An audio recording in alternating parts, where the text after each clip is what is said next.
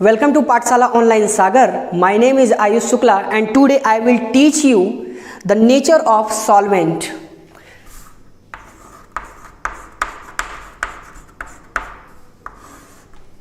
Solvent की ज़रूरत क्या होती है? ऑर्गेनिक केमिस्ट्री में जितने भी केमिकल रिएक्शंस होते हैं उनमें से मेजर रिएक्शंस जो होते हैं उनके लिए हमें एक मीडियम प्रोवाइड करना होता है और वो मीडियम हम प्रोवाइड करते हैं सॉल्वेंट के ज़रिए। जैसे हम लोग सांस लेते हैं तो सांस लेने के लिए हमें ऑक्सीजन गैस की ज़रूरत होती है, तो हमें एक ऐसा इन्वायरमेंट अर्थ पे प्रोवाइड हुआ है जिसकी वजह से हम लोग जीवित हैं। ठीक है, सेम वही होता है कि अगर हमें कोई भी केमिकल रिएक्शन को फॉरवर्ड डायरेक्शन में लेकर जाना है, अगर प्रोडक्ट बनाना है तो उसके लिए हमें एक मीडियम प्रोवाइड करना होता है, उसी मीडियम का हम नाम बोलते हैं सॉल्वेंट। ठीक है, अब सॉल्वेंट जो होता है वो बेसिकली दो पार्ट में डिवाइडेड है। पहला जो पार्ट होता है, इसका जो पहला पार्ट होता है वो होता है हमारा नॉन पोलर सॉल्वेंट। हम डिस्कस करेंगे, डिटेल में डिस्कशन करेंगे इस सभी चीज़ों का आज की क्लास में, नॉन पोलर सॉल्वेंट। और दूसरा होता है पोलर सॉल्वेंट। जो पोलर सॉल्वेंट है इसे फर्दर डिवाइड किया गया है दो पार्ट में, इसको फर्दर डिवाइड किया गया है दो पार्ट में। पहला पार्ट होता है पोलर प्रोटिक सॉल्वेंट और दूसरा होता है, इसका दूसरा पार्ट होता है पोलर अप्रोटिक सॉल्वेंट।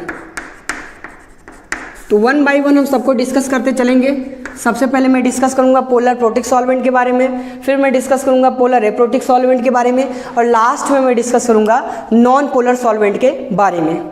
तो सबसे पहले मैं समझाता हूं कि पोलर सॉल्वेंट में दो टाइप्स जो बने हैं इनके बीच में कॉमन डिफरेंस क्या है। तो इस वाले बारे में बात किया जाए, अगर पोलर प्रोटिक सॉल्वेंट के बारे में बात किया जाए, एक ऐसा सॉल्वेंट जिसके अंदर हाइड्रोजन बॉन्डिंग हो रहा हो, हाइड्रोजन बॉन्डिंग हो रहा हो। एग्जाम्पल अभी समझेंगे, वाटर, जानते हो extent of hydrogen bonding water में क्या होती है, बहुत ज़्यादा होती है। दूसरा, ऐसे सॉल्वेंट के अंदर आयोनाइज करने की टेंडेंसी क्या होती है, ज़्यादा। तो यहाँ मैं लिख सकता हूँ कैन आयोनाइज ईजिली। तो ये इसमें अगर तुमने NaCl भी डाल दिया तो ईजिली क्या हो जाता है, आयोनाइज। तीसरा जो सबसे ज़्यादा इंपॉर्टेंट पॉइंट है जो मैं लिखने वाला हूँ वो क्या है, बड़े ध्यान से देखना। Can solvate both cationic and anionic part. या मैं इसको और दूसरी भाषा में बात कर सकता हूँ, सॉल्वेट को तुम चाहो तो इसको टर्मलाइज कर सकते हो स्टेबलाइज से। मतलब एक ऐसा सॉल्वेंट जो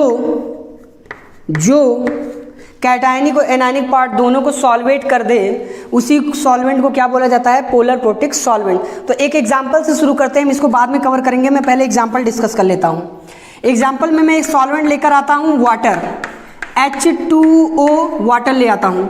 आज मैं ये प्रूफ करूंगा कि वाटर किस तरीके से पोलर प्रोटिक सॉल्वेंट है। सबसे पहला पॉइंट लिखा है कि क्या इसके अंदर हाइड्रोजन बॉन्डिंग होता है, लेट्स चेक। ये रहता है हाइड्रोजन, ये हो गया ऑक्सीजन, ये हो गया हाइड्रोजन, ये हो गया अगला हाइड्रोजन, ये ऑक्सीजन, ये हाइड्रोजन, ये हाइड्रोजन, ये ऑक्सीजन, ये हाइड्रोजन। ठीक है, ऑक्सीजन पे पार्शियल निगेटिव चार्ज, हाइड्रोजन पे पार्शियल पॉजिटिव चार्ज, हाइड्रोजन पे पार्शियल पॉजिटिव चार्ज, ऑक्सीजन में पार्शियल निगेटिव चार्ज, इधर निगेटिव इधर पॉजिटिव। तो हम देख सकते हैं कि ये पार्शियल निगेटिव चार्ज जो है ये हाइड्रोजन को अपनी तरफ क्या कर रहा है, अट्रैक्ट। ठीक है, तो बेसिकली मैं डिस्कस कर रहा हूँ वाटर एक पोलर सॉल्वेंट है। वाटर क्यों पोलर सॉल्वेंट है? वाटर इसलिए पोलर सॉल्वेंट है, जैसे मैग्नेट होता है तो मैग्नेट में एक साउथ पोल होता है, एक नॉर्थ पोल होता है। उसी तरीके से केमिकल बॉन्डेड सिस्टम में अगर दो एटम्स जुड़े हुए हैं, किसी एक एटम पे पार्शियल नेगेटिव चार्ज डेवलप हो जाए और दूसरे एटम पे पार्शियल पॉजिटिव चार्ज डेवलप हो गया तो उस पूरे सिस्टम को क्या बोला जाता है, डायपोल की तरह जनरेट करते हैं। अगर ये केमिकल बॉन्डिंग के किसी बॉन्ड में आया तो हम बोलेंगे ये पोलर बॉन्ड है, और पोलर बॉन्ड जिसमें मिलता है उसको बोला जाता है पोलर सॉल्वेंट या पोलर मॉलिक्यूल।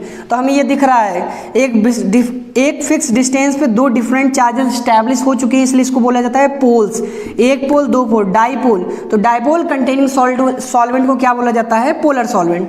तो एक चीज़ तो कंफर्म हो गया कि हाँ ये जो है हाइड्रोजन बॉन्डिंग शो करता है, ये तुम जानते थे।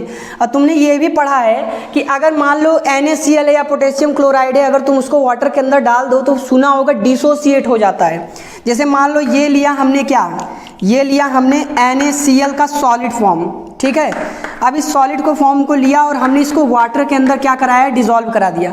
तो तुमने देखा होगा कि ये बन जाता है सोडियम का प्लस चार्ज एंड बन जाता है Cl का माइनस चार्ज। अब पॉइंट ये उठता है, सोडियम का प्लस चार्ज बन जाएगा एक्वस में एंड Cl का माइनस चार्ज बन जाएगा एक्वस में। पॉइंट ये उठता है कि किस तरीके से ये वाटर जो है इसके कैटायनिक पार्ट को और किस तरीके से इसके एनायनिक पार्ट को सॉल्वेट कर रहा है, जरा सा आगे देखते हैं हम। आज हम देखने वाले हैं कि किस तरीके से वाटर में डालने के बाद सोडियम प्लस चार्ज और Cl माइनस चार्ज किस तरीके से स्टेबलाइज हो गया, ठीक है। सोडियम पे चार्ज कौन सी है? पॉजिटिव चार्ज है। तो एक काम करते हैं, ये है स्ट्रक्चर किसका? वाटर का। ये स्ट्रक्चर किसका है? वाटर का है। तो बड़े ध्यान से देखना, एक झटके में समझ में आ जाएगा। ये स्ट्रक्चर हो गया वाटर का। ऑक्सीजन पे चार्ज कौन सी होती है? Partial negative. तो ये निगेटिव चार्ज वाला क्या है? पोल है। तो ये कौन से चार्ज को अट्रैक्ट करेगा? अगर ये निगेटिव निगेटिव निगेटिव है तो किसको अट्रैक्ट करेगा? पॉजिटिव को। तो हमारा सोडियम प्लस चार्ज यहाँ पे आ जाएगा और ये ऑक्सीजन का माइनस पोल इसको अट्रैक्ट करके इस कैटायनिक पार्ट को क्या कर देगा? कैटायनिक पार्ट क्या हो गया? कैटायनिक पार्ट स्टेबलाइज हो गया। ओके। अब उसी तरीके से दिमाग में आ रहा होगा कि सर ये Cl माइनस चार्ज कैसे स्टेबलाइज होगा वाटर में? तो मैं यहाँ लिख रहा हूँ Cl पे चार्ज कौन सी है? माइनस। मैं यहाँ एक वाटर का स्ट्रक्चर बना दे रहा हूँ, दूसरा यहाँ पे वाटर का स्ट्रक्चर बना दे रहा हूँ, तीसरा यहाँ पे वाटर का स्ट्रक्चर बना दे रहा हूँ, चौथा यहाँ पे, पांचवा। ऐसा जरूरी नहीं है कि 5-6, बहुत सारे हाइड्रोजन वाटर के स्ट्रक्चर इस तरफ क्या होंगे? अट्रैक्ट, ठीक है। अगर ऑक्सीजन पे पार्शियल नेगेटिव चार्ज होती है, अगर ऑक्सीजन पे पार्शियल नेगेटिव चार्ज होगी तो हाइड्रोजन पे कौन सी चार्ज होगी? पार्शियल पॉजिटिव चार्ज होगी।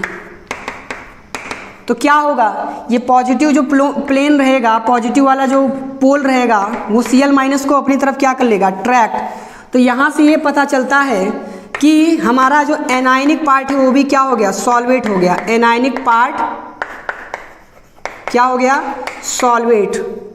तो नेट कंक्लूजन क्या निकल के आया? नेट कंक्लूजन ये निकल के आया कि अगर हमने सॉल्वेंट यूज किया है, पोलर प्रोटिक सॉल्वेंट यूज किया है, और पोलर प्रोटिक सॉल्वेंट में मान लो ये हमारा कैटायन है, ये हमारा एनायन है, आपस में जुड़े हुए हैं, और पोलर प्रोटिक सॉल्वेंट में ये अगर आयोनाइज हुआ तो ये कैटायन और ये एनायन दोनों स्पीसीज क्या हो रहे हैं? स्टेबलाइज अगर हो रहे हैं, तो ऐसे सॉल्वेंट को क्या बोला जाता है? पोलर प्रोटिक सॉल्वेंट बोला जाता है। आई बात समझ में? ये सबसे मेन डेफिनेशन है पोलर प्रोटिक सॉल्वेंट का। अच्छा, इसके एग्जाम्पल पे आते हैं। तुम्हारे दिमाग में आ रहा होगा कौन कौन से एग्जाम्पल हो सकते हैं पोलर प्रोटिक सॉल्वेंट के? तो एक सबसे बेहतरीन एग्जाम्पल होता है वाटर, बेहतरीन पोलर प्रोटिक सॉल्वेंट होता है। दूसरा हम यूज कर सकते हैं कोई भी alcohol, like methanol, ethanol, propanol, ठीक है। हाइड्रोफ्लोरिक एसिड भी कंसीडर किया जाता है, ठीक है। फॉर्मिक एसिड जो होता है वो भी कंसीडर किया जाता है। तो ये 3-4 एग्जाम्पल हैं जो बेहतरीन तरीके से प्रेफर्ड किए जाते हैं पोलर प्रोटिक सॉल्वेंट में, और 99% तुम्हें ये दोनों मिलने वाले हैं सारे ऑर्गेनिक रिएक्शंस में, ठीक है। Polar aprotic solvent.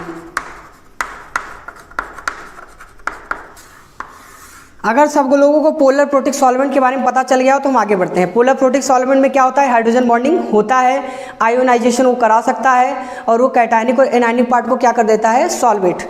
अब आते हैं पोलर एप्रोटिक सॉल्वेंट। तो ये भी हमारा टाइप सेकंड है किसका? पोलर सॉल्वेंट का।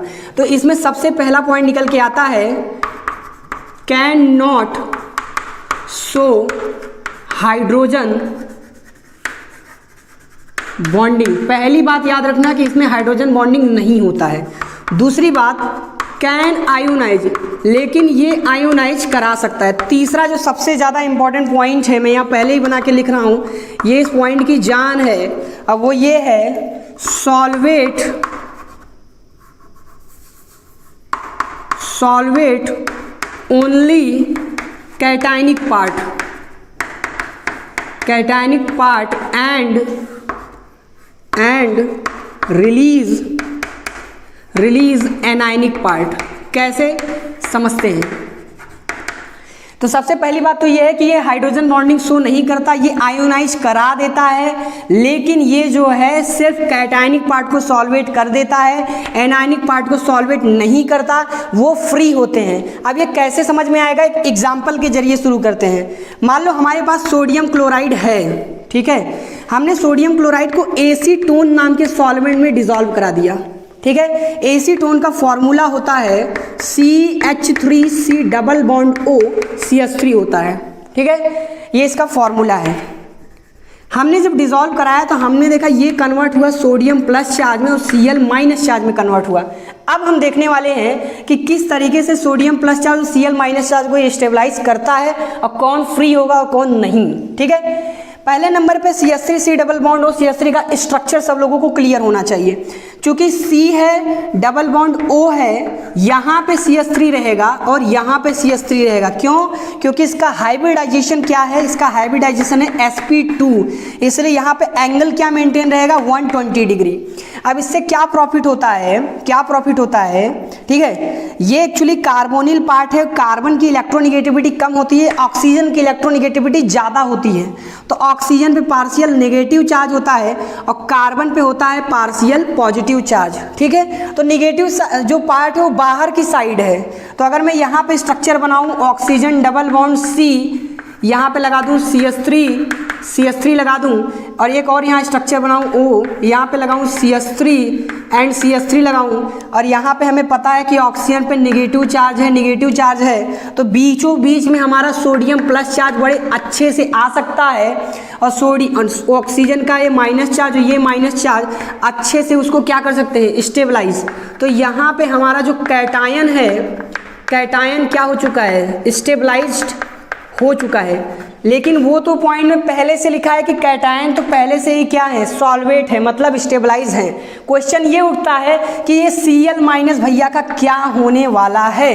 तो जरा देखते हैं क्या होता है। C double bond O CH3 और CH3, जब इसके तरफ यहाँ पे पार्शियल पॉजिटिव चार्ज रहता है, जब ये Cl माइनस चार्ज यहाँ पे आता है, सोचता है मैं इसके साथ अट्रैक्शन में चला जाऊँगा और हाईली स्टेबल हो जाऊँगा। लेकिन प्रॉब्लम ये आती है कि ये CH3 जो ग्रुप है ये मोस्ट बल्की ग्रुप है।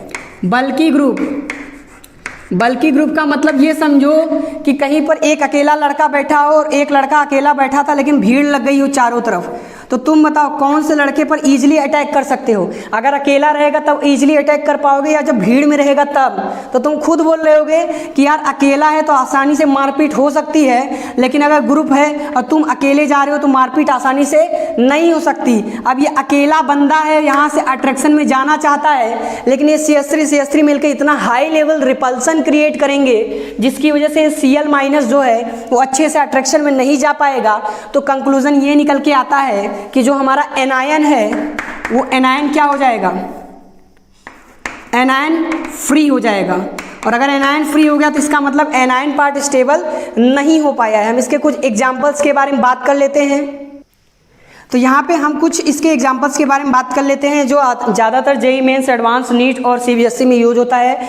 तुम्हें एसीटोन सबसे ज़्यादा मिलने वाला है, ये पोलर एप्रोटिक सॉल्वेंट है, ठीक है। डीएमएफ का फुल फॉर्म होता है डाई मिथाइल फॉर्माइड। तो इसका स्ट्रक्चर होगा C double bond OH nitrogen attach with 2CH3। This is the example of DMF। हम DMA के बारे में बात कर लेते हैं। DMA इसका फुल फॉर्म होता है डाई मिथाइल एसिटामाइड। तो इसका फॉर्मूला होता है CH3C double bond O and CH3 होता है, ठीक है। और एक और यहाँ पे लिखा हुआ है DMSO का फुल फॉर्म होता है di methyl sulphoxide. Last type की तरफ बढ़ते हैं। देखो एक बार फिर से शुरू कर देता हूँ। पोलर प्रोटिक सॉल्वेंट का मतलब एक ऐसा सॉल्वेंट जो कैटायनिक और एनायनिक पार्ट को सॉल्वेट कर देता है, हाइड्रोजन बॉन्डिंग भी शो करता है और साथ ही साथ आयोनाइजेशन भी करा देता है, ठीक है। पोलर एप्रोटिक सॉल्वेंट में हमने क्या सीखा कि हाइड्रोजन बॉन्डिंग शो नहीं करता है, ये आयोनाइज करा देता है, लेकिन सिर्फ कैटायनिक पार्ट को सॉल्वेट करता है, एनायनिक पार्ट को फ्री कर देता है। लास्ट टॉपिक में आते हैं। लास्ट हमारा है non polar solvent. Non polar solvent का मतलब तुम्हें यह समझना है कि एकदम से खराब सॉल्वेंट। खराब सॉल्वेंट का मतलब अगर NaCl भी डाल दिया तो इसको मतलब ही नहीं है कि Na+ क्या कर रहा है, Cl- क्या कर रहा है, don't care type solvent. Okay, जैसे होता नहीं आई डोंट केयर स्टेटमेंट, तो ये इसके लिए लागू होता है, डोंट केयर। तो यहाँ पे लिखो हाइड्रोजन बॉन्डिंग नहीं होती है। अच्छा, क्या कैटायन को सॉल्वेट करता है? नहीं। क्या एनायन को सॉल्वेट करता है? नहीं। तो यहाँ मैं लिख देता हूँ not solvate anion and cation, किसी को भी सॉल्वेट नहीं करता है। ठीक है, तो ये भी हो गया, ये भी हो गया। और हाँ, आयोनाइजेशन तो दूर दूर तक इसका लेना देना नहीं है, आयोनाइजेशन भी ये नहीं करता है। ठीक है, तो ये हम सीधी सी बात हम ये बोल सकते हैं कि नॉन पोलर सॉल्वेंट जो होता है एक इनर्ट सॉल्वेंट होता है। ये कौन सा सॉल्वेंट होता है? इनर्ट। इनर्ट सॉल्वेंट का मतलब किसी को कितना भी डांटो कोई फर्क नहीं पड़ता। जैसे होता नहीं क्लास में एक ऐसा बच्चा जिसको कितना भी डांटो लेकिन उसके रिजल्ट में कोई भी बदलाव नहीं आता, तो वो भी यही काम करता है, इनर्ट सॉल्वेंट, एकदम कोई लेना देना नहीं है किसी से भी। एग्जाम्पल में आ जाता हूँ, बहुत ही शानदार एग्जाम्पल, बेहतरीन बेंजीन रिंग, देखने में कितना प्यारा है लेकिन इनर्ट सॉल्वेंट है। फॉर्मूला क्या आता है? C6H6। दूसरा सबसे शानदार एग्जाम्पल में आते हैं कार्बन डाइसल्फाइड, किस में मिलता है? लिक्विड फेज में मिलता है। ये भी हमारा क्या है? इनर्ट सॉल्वेंट, या बोले तो नॉन पोलर सॉल्वेंट। या मैं बात करूं कार्बन टेट्राक्लोराइड, ये भी क्या है? हमारा इनर्ट सॉल्वेंट है, या हम बोले तो नॉन पोलर सॉल्वेंट है। इसका डायपोल मूवमेंट निकालोगे 0 आएगा, इसका भी डायपोल मूवमेंट 0 आएगा, इसका भी डायपोल मूवमेंट 0 आएगा। जितने भी 0 डायपोल मूवमेंट वाले होते हैं वो सभी नॉन पोलर होते हैं, और जिनका डायपोल मूवमेंट 0 के बराबर नहीं होता है वो सभी क्या होते हैं? पोलर सॉल्वेंट होते हैं। Okay, that's